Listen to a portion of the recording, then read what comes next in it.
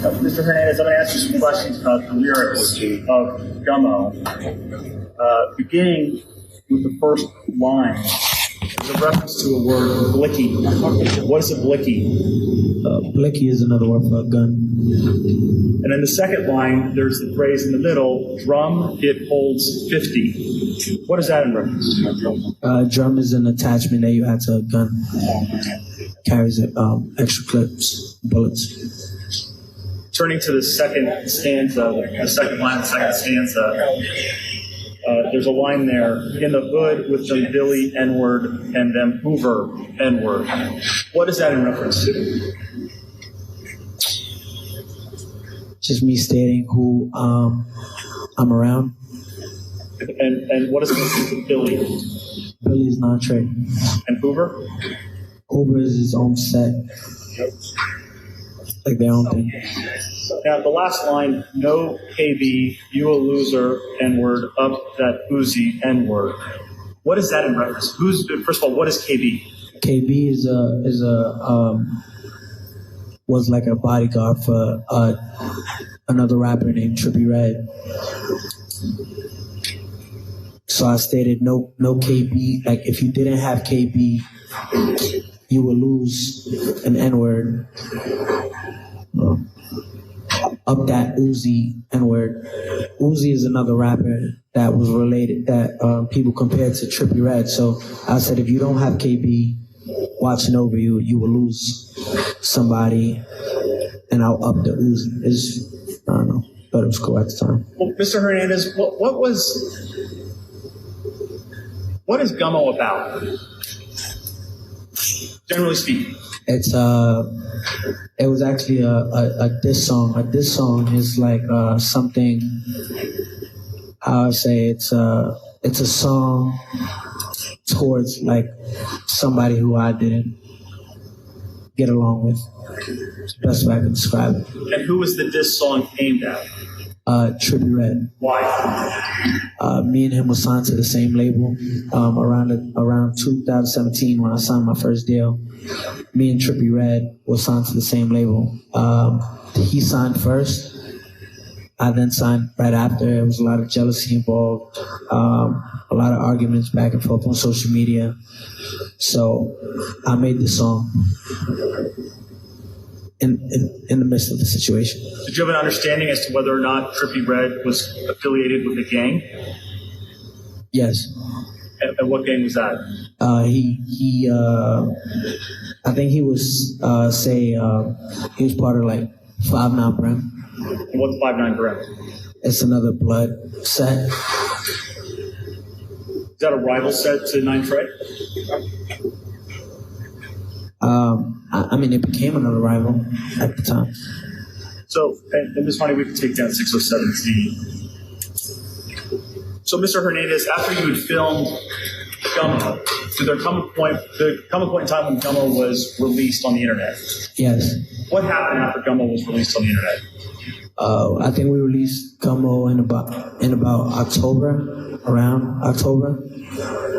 Gummo became an instant sensation. It was a sensation. It went viral. Viral meaning people shared it. People, came to like the video, Gummo. They liked the song. So it was instant success, I would say. So after the release of Gummo, did you have any other conversations with either Seiko or Shadi about doing another video? Yeah. About filming another video? Yeah. So when I released Gummo, I was in Los Angeles. I wasn't authorized to release the video with the label. So I just put it out anyway. I just threw it up on YouTube and just said, whatever happens, happens. When I uploaded the video and it was such, like, a lot of people were showing attention to it, Shadi actually called Seiko and said, quote, this little nigga knows what he's doing. I thought all that rainbow head shit was, you know, he was bugging for that, but he know what he's doing. Tell him to stay in touch.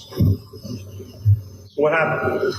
I said in touch. If you guys are still with me, make sure you like, subscribe, and hit that notification button right now. I'm about to play part 2. Did there come a time when you made another video?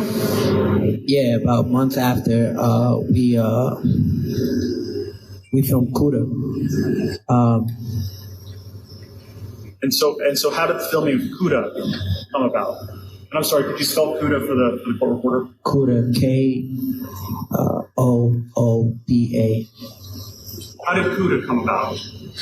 Well, after we shot Gummo, I knew I had a formula. I knew the formula was to repeat it. You know what I'm saying? To repeat what? To repeat the gang. What's the word for it? The gang.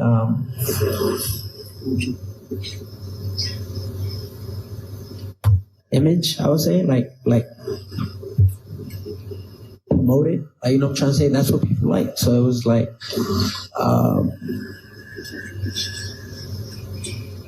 it was just a formula, a blueprint that I found that worked. So I told Shadi I want to film. At this time, after Gummo came out, not to skip over a lot of stuff, we became really close. So I would hang out in 370 Madison a lot, hang out with him. And I asked him if it was a good idea to film Kuda. And we started filming on Kuda. And approximately when, in relation to when Gummo was released, approximately when did you film? I would say late October, early November. How did you come up with the name Kuda? Kuda is actually another rapper. Before I changed my style of rap, I was into this kid named Kuda. I always thought he was a talented kid. I actually liked him a lot, so I named my song after him. Now, Ms. Varney, if we could please show the witness what's been marked for identification as Government Exhibit 23. Mr. Hernandez, what is Government Exhibit 23? It's Kuda. Picture of Kuda? Yes, sir. Kuda B. Fairly accurately depict what he looks like? Yes, sir. Your Honor, the government offers Government Exhibits 23 and 23A. No objection. Proceed. May we publish Government Exhibit 23? Yes.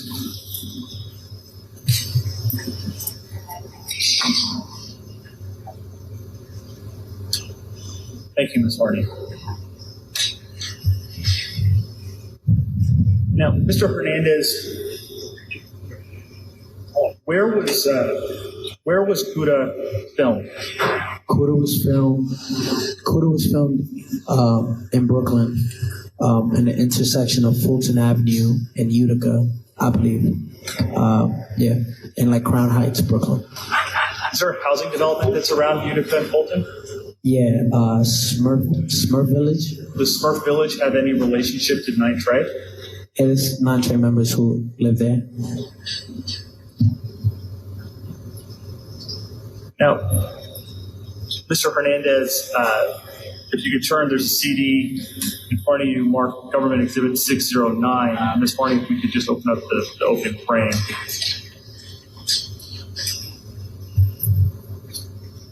Prior to testifying, did you review the contents of Government Exhibit 609? Yes, sir. What is on 609? Video of Kuda. Is it all of Kuda or a portion of Kuda? A portion. And also, if you could please, Ms. Varney, pull up Government Exhibit 609T. Finally, part 3. Do you see 609T in front of you? Yes. And what is 609T? It's the beginning of Kuda. The lyrics? Yeah. Your Honor, the government offers Government Exhibit 609T. Proceed. No objection. No objection? No objection. Proceed. And if I haven't, government offers 609. I think that had not been offered yet. Any objection? No objection. Proceed. Thank you, Your Honor. Now, Ms. Varney, if we could please publish and play Government Exhibit 609. Should the ladies and gentlemen of the jury turn to 609T at this point? Not at this point. I think we'll watch the video and then we'll turn to the lyrics. Very good. It's not the Jonas Brothers. Thank you, Ms. Farney. Ms. Farney, if we could turn the volume down. And as we did with Dummy, we'll just go to certain clips in the video. And if we could go to about 20 seconds into the video.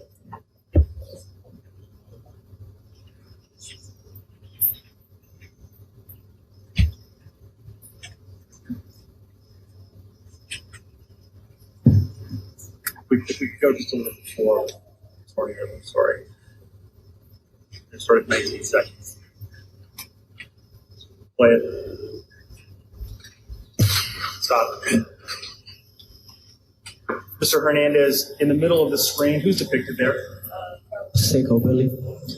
And behind Seiko Billy, I'm sorry, are you on the right side of the screen here?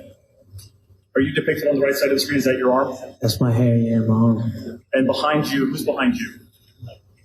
Behind your arm. And Miss Marnie, maybe we can play. Yes.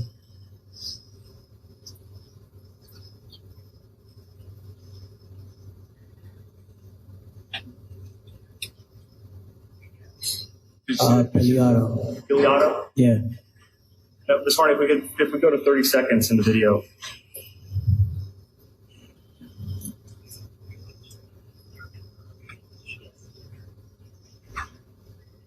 Who's depicted here, Mr. Hernandez? The guy in the red jacket, blue and white. It's Midnight. And who's Midnight? Midnight, from my understanding, when I was first introduced to Andre, he was the one who held the big homie status in Smurf Village in the housing project right across the street from Kuda. Was he a 9 Trey member? Yes, sir. And by big homie, does that mean he had high-ranking status? From my understanding, yes. Thank you, Ms. Marnie. We can take that 609. And if we could pull up, please, 609T. And zoom in on the lyrics. And Your Honor, at this point, the jury. Yeah. Ladies and gentlemen, please turn now to 609T in your binders.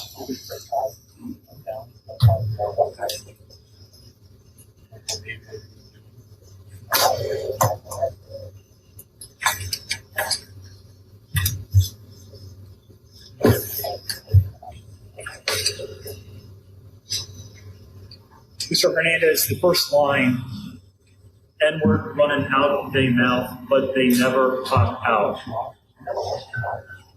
What is that? Well, the whole paragraph, it speaks about, the first line actually is about, I wanted to address all the controversy that was going on after Gummo was released. A lot of people really didn't understand it. Didn't understand what? They didn't understand how, I guess, a kid with rainbow hair could be affiliated with non-Trey Bloods, and it just didn't mix. So, the first line is N-word running out their mouth, but they never pop out. Just in general speaking, like people, if you replace N with people running out their mouth, but they never pop out. So that's what I meant by it. And again, what was the genesis of CUDA? Why did you make CUDA? Was it in response to anything? Yeah, it was a response to everything. All the backlash from the public to just the Trippie Redd stuff going on, everything. Other rappers talking, In the third line, it reads, all my N-word on 50, so you know we hopped out. The phrase on 50, what does that mean? On 50 is to be on point, like to be aware. Is that a term associated with 9 Trey? Or Bloods in general? Bloods in general. I just think gang in Leading. 1 moment. Sustain. Mr. Hernandez, the term on 50, how How do you know about that term? Well, I was taught about all, well, not all the terms, but I learned a couple just talking with Seiko, Billy, and on 50, Did you talk to other people? Yeah, Shadi. And what did they teach you? Well, after Kuda, I'm sorry. Before Kuda, as you were writing Kuda, okay, yeah, with some of the terms in the lyrics, yeah. how did you come about drafting those lyrics or coming up with the lyrics? Well, me and my best friend Andrew, we write together. But I was spending a lot of time with 9 Trey at 370 Madison, always on 50 or 212. So based on your time with members of 9 Trade, did you learn any of their lingo or words that they used? Say that one more time. Based on your time that you spent with members of 9 Trey, did you learn about some of their lingo or the words that they used? Correct. Is on 50 one of those terms that you learned? Yes. And what does on 50 mean? To be aware. On the next line, line 4, it reads, mobbed out, ops out. We're going to show what we about. What are you talking about in that line? So in this line, I'm saying mobbed out, like mob, referencing like we're in large numbers, like mobbed out, and we're mobbed out. Ops out is like opposition, like the opposition, our opposition are out. So we're mobbed out, they're ops out. We're gonna show what we about. Thank you, Ms. Harney. We can take that 609T.